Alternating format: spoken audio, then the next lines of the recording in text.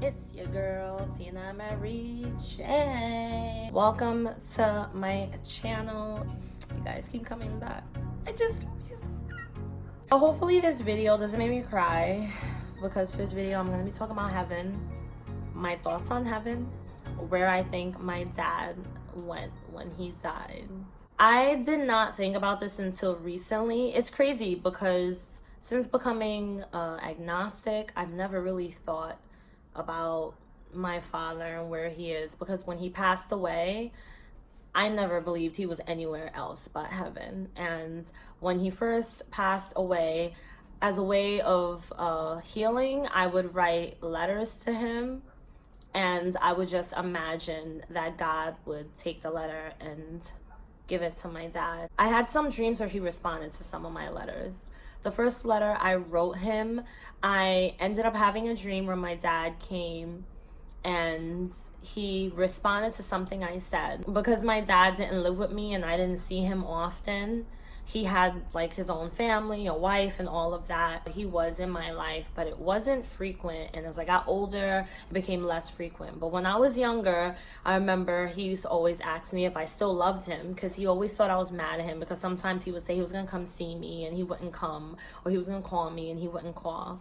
And I never had access to him. I didn't have his number or anything like that. It's a backstory, a little private. I'm looking into on YouTube. So when I was 19, my dad died. He had cancer and it got like progressively worse, and so he passed away, and I just always knew he was in heaven, especially when I wrote my first letter to him and he responded, and it just made me cry so much. In the letter, what I said to him was, and yes, I do still love you. And then in my dream, he came and he said, and I know you love me, I love you too, or something like that. I had a dream that he was in the church where his wake was, and he was in the coffin and there was no one there, and I'm walking down the aisle of the church, and I open up the top half of the coffin and he's laying in there, and I climbed in, and as I was pulling down the lid of the coffin of the top half, he suddenly woke up and opened his eyes and was like, you have to get out, you can't be here. And I was just like, but I want to be here. And he was just like, no, you have so much more to do, you have so much more to live, you have things you have to do in this world, you can't join me where I am. So I've been living my life ever since. I feel like the afterlife is something no one knows, and I don't sit there try to figure it out, because to me it doesn't make sense to try to figure it out. Thankfully, I'm still here.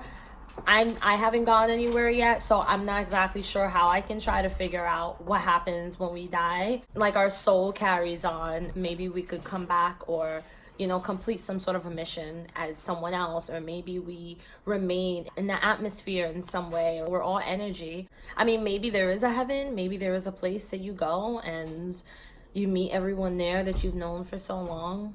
I don't really know.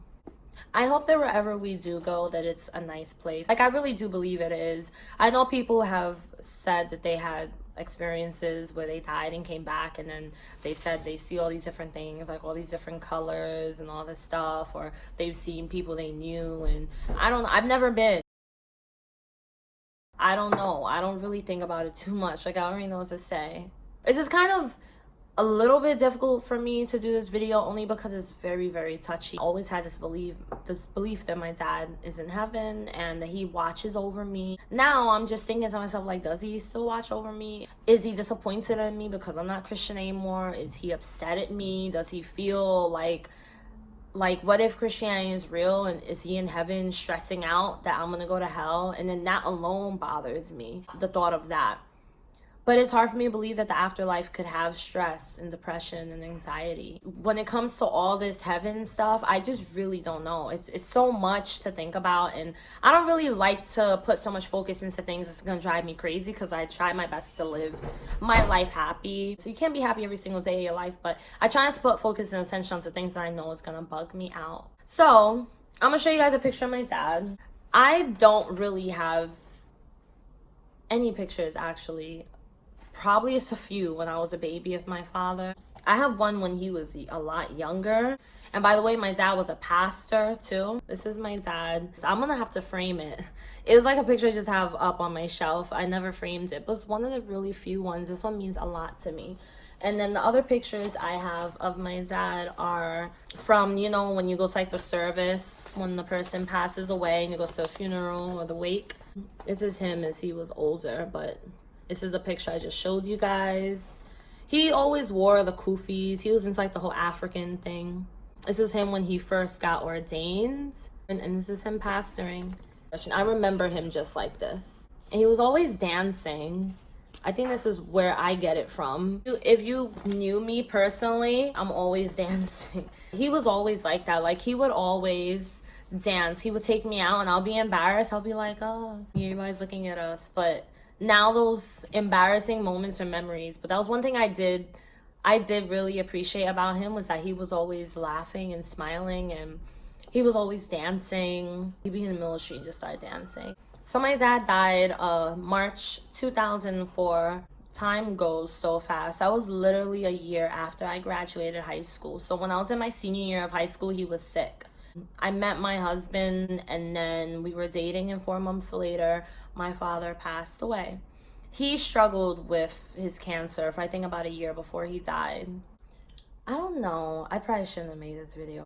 I just don't think about it. You know what I mean? Like, it's really hard to be on this type of journey where you're deconverting from Christianity and then have someone super close to you that you love pass away. And then when you start to really think about how they might feel, it just makes you feel really crappy. What if he actually is here and is like, Tina, what are you doing? Like, how are you like this? Because my father was real heavy into religion. He was a Christian. He was Pentecostal. So I remember when I was younger, he used to tell my mom that she should put me in dresses and stuff. He used to always buy me dresses because he felt like girls should wear dresses, not pants. And I would just wear them to like Sunday school or Easter or whatever. My mom was a Christian too, but she was more laid back. I didn't really know a whole lot about him, to be honest with you. Like, I didn't get enough time. I saw him a whole lot when I was younger, but then when I became a teenager, I barely saw him. Before he passed away, I didn't see him for like a good 2 years. So 2 or 3 years I hadn't seen him. And even when he was sick in the hospital, I didn't see him. I'm sure that on his deathbed that he believed he was going to heaven, and he asked God to forgive him for everything. And so when he passed away, the one guilt that I definitely was dealing with was, wait, here it comes, hold on. Okay, so I'm going to make it through this freaking video. Gonna make it through this video. So I dealt with guilt when he passed away. I felt, it's really funny. It's like you could feel like something's your fault even though it had nothing to do with you. Like, how could it possibly be my fault that he got cancer and passed away? It wasn't my fault. I felt like I didn't do enough. Like, I should have went to the hospital to see him. I didn't think he was gonna die. I was young, you know. I was a teenager. I didn't know that much information about his illness. I didn't know how deep it was or how strong. I didn't know he was on his deathbed, that he was in hospice. I didn't know that. I know that, like, I felt a lot of guilt for not being by his side, and I just felt like I'm never gonna get another chance. Like, that's it. You know, you get one parent and you don't get another chance. Damn it, Tina, stop it. I felt like I wasn't gonna get another chance. So when I would write him these letters and I would kiss them up to God and I would envision them somehow making it to heaven and my dad would see it, I just felt better, and that made me feel good, because as you guys know, writing is like the biggest passion I have. I love to write, so I always find therapy in my writing, whether I'm journaling or writing a poem or writing a little story. I always find some peace in that, you know.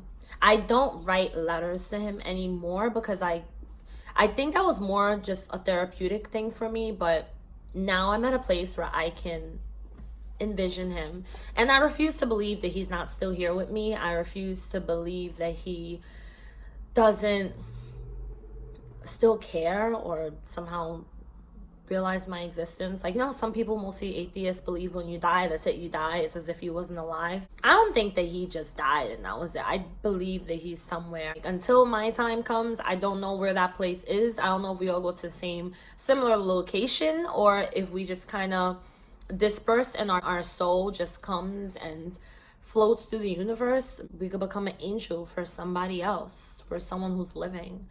And I've always said my dad was my angel. I still feel he's my angel. I think it's just that I've been so wrapped up and caught up in this whole deconversion thing. Let me adjust my camera.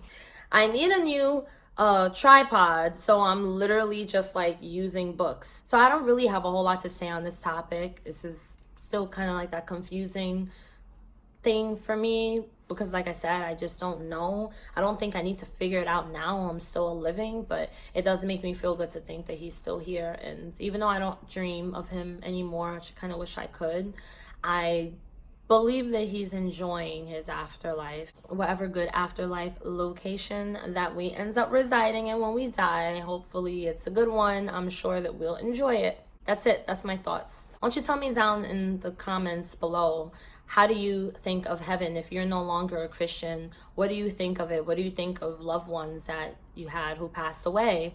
Do you believe that they are still watching over you, that they're your angels? Do you believe that they're in heaven? Or do you believe that they just die and that's it?